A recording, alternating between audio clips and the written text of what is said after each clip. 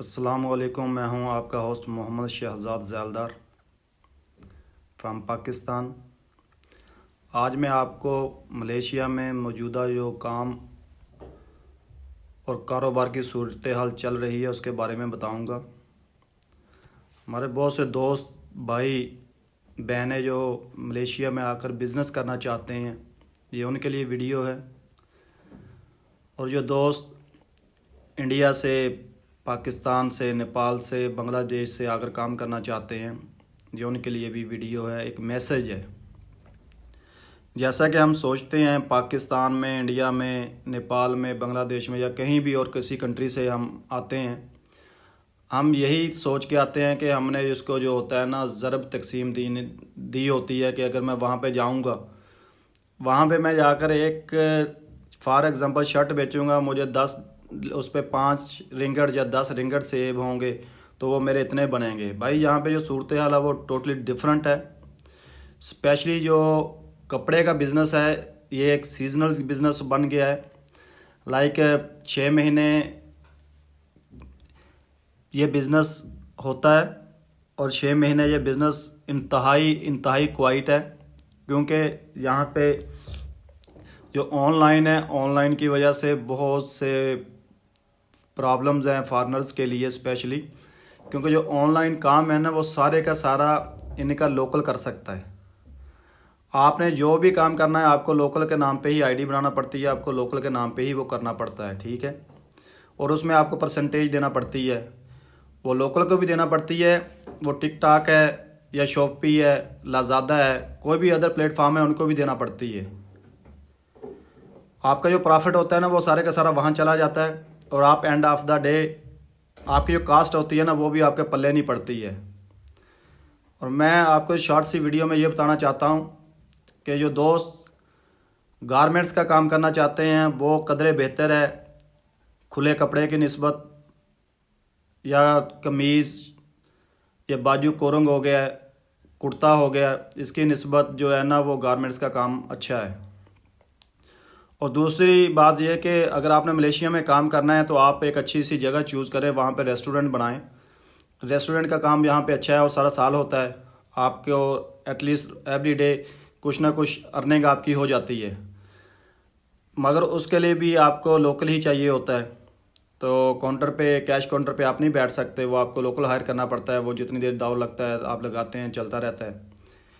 तो यहाँ पे कारोबार की जो सूरत हाल है वो इंतहाई गंभीर है, मुश्किल सूरत हाल है स्पेशली फार्नर्स के लिए, क्योंकि आपके जो खर्चे होते हैं वो सेम होते हैं।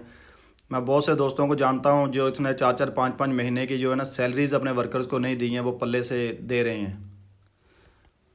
तो कोई वक्त था कि जब यहाँ पे काम बहुत अच्छा होता था और लोग अच्छे पैसे बनाते थे, अच्छी अर्निंग होती थी। दूसरी बात यह है कि यहाँ पे जो काम है अपना, जो वर्कर्स आते हैं वर्क परमिट के ऊपर, वो डिफरेंट कंट्रीज से आते हैं, क्योंकि उनके साथ जो एग्रीमेंट होता है वो डिफरेंट होता है, जो आप एक्चुअल उनको सैलरी डिफरेंट मिलती है। जहाँ पे मैंने तकरीबन 300 से 400 लोगों को बज़ाते खुद मिला हूँ, जिनमें ज़्यादा मोस्टली नेपाली थे, इंडियन थे और पाकिस्तानी दोस्त थे, जिनके पास कंपनी के वीज़े थे, मगर वो वीज़े इस तरह के थे कि कंपनी के साथ वीज़ा देने वाले ने एग्रीमेंट किया था कि मुझे वीज़े चाहिए, उन्होंने वीज़े ले लिए। वो तकरीबन नेपाल वाले जो है ना पाकिस्तानी 10 लाख रुपया लगा के आते हैं और इंडिया वाले भी इतना ही तकरीबन दे के आते हैं। हमारे लोग तो वैसे ही 10, 12, 14 लाख रुपया दे के आते हैं। हालांकि ये बहुत बड़ी अमाउंट होती है, क्योंकि हम कोशिश नहीं करते अपने मुल्कों में काम करने की, कभी हमने कोशिश की भी नहीं होती, ना हमें वो प्लेटफार्म मुहैया होते हैं। हम कहते हैं ना देखम देख बागम बाग, वो वाला सीन है कि एक दूसरे को एक देखा देखी करते हैं कि जी वो चला गया मैंने जाना है। यहाँ पे कुछ लाजमी नहीं है कि सारा रिज़्क आपका यहीं पे पड़ा है, आपके अपने मुल्कों में बहुत कुछ है आपके पास अगर आप वहाँ पे करें, क्योंकि यहाँ पे आपको एक मशीन की तरह काम करना पड़ता है। और दूसरी बात ये होती है कि जो एग्रीमेंट होता है फॉर एग्जांपल वो 2600 रिंगट का होता है और आपको 2100 रिंगट दिया जाता है। 2100 रिंगट उनको दिया जाता है जो सिक्योरिटी का काम करते हैं।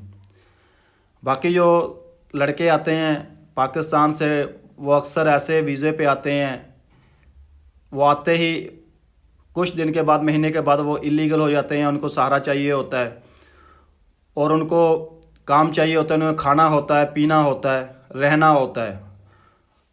उनके पास हुनर भी नहीं होता है, क्योंकि हुनर के बगैर तो काम नहीं चलता। जहाँ पे वो क्या करते हैं, वो फैक्ट्रीज ऐसी ढूंढ लेते हैं, छोटी मोटी फैक्ट्रीज होती हैं, वो अपने तरीके से उनको रखती हैं, अपने तरीके से उनका सैलरी लगाती हैं। फॉर एग्जांपल 1000-1200 सैलरी लगा दी, उसके बाद उनको रहायश दे दी, खाना पीना दे दिया। काम उनसे वो उतना लेते हैं जितना कि एक लीगल वर्कर होता है, बल्कि उससे भी ज़्यादा लेते हैं।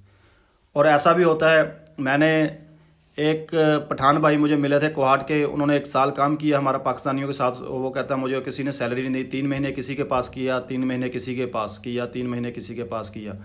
इसी तरह इंडियन दोस्त थे जो, उन्होंने भी अपनी स्टोरी बताई कि यार हमने ऐसे ऐसे काम किया, 1 साल काम करने के बाद हमें जो है ना, कभी वो 4 महीने काम किया, 1 महीने के पैसे दे दिए, उसके बाद निकाल दिया। इसी तरह काम चलता रहा।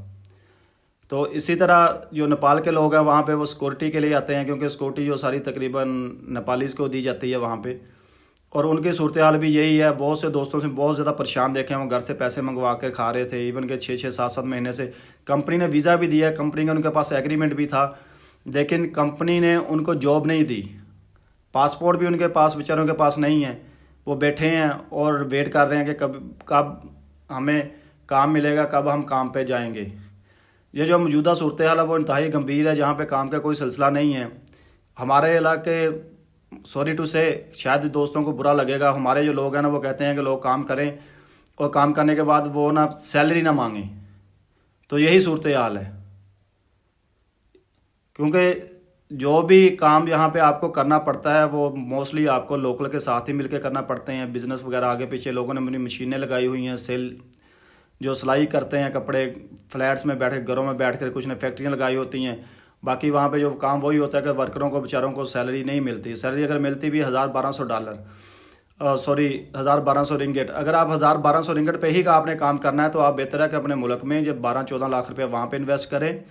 आप 5-4, 2 से 3 एकड़ ज़मीन लें, वहाँ पे बाकी जो पैसे हैं उसके दुम्बे लें, बकरे लें, उसके बाद बच्चे ले लें आप, जिसको हम बैल कहते हैं, वो उनको पालें, 6 महीने पालेंगे, वो आपको यहाँ से बेहतर पैसे देंगे, आपको परेशान भी नहीं होंगे, आप अपने घर में अपनी फैमिली के साथ होंगे। और इसके बाद बहुत से ऐसे काम हैं जो हम कर सकते हैं वहाँ पे, वो हम नहीं करते। इसलिए नहीं करते कि हमें कोई ये ना बोल दे कि आप ये ऐसा क्यों काम कर रहे हो। एक बात याद रखना, कोई भी काम छोटा नहीं होता, इंसान की सोच जो होती है ना वो छोटी होती है। इस वीडियो बनाने का मकसद आप लोगों को आगाही देना है। जो दोस्त यहाँ पे सोच रहे हैं काम करने के, वहाँ पे दूध की नहरें हैं और चांदी के पहाड़ हैं, सोने के पहाड़ हैं, भाई ऐसा यहाँ पे कुछ भी नहीं है। प्लीज़ अपनी सोच को पॉजिटिव बनाएं, अपने मुल्कों में काम करें, मेहनत करें। यही पैसे अपने मुल्क में लगा के आप अच्छी अर्निंग कर सकते हैं। और यहाँ पे हालात टोटली डिफरेंट है। अगर मेरी इस वीडियो का एक भी भाई पे अमल हो गया या किसी ने इस वीडियो पे अमल कर लिया तो मेरा वीडियो बनाने का मकसद पूरा हो जाएगा। आज के लिए इतना ही, मिलते हैं अब नेक्स्ट वीडियो में। तब तक के लिए अल्लाह हाफिज़, अस्सलाम वालेकुम।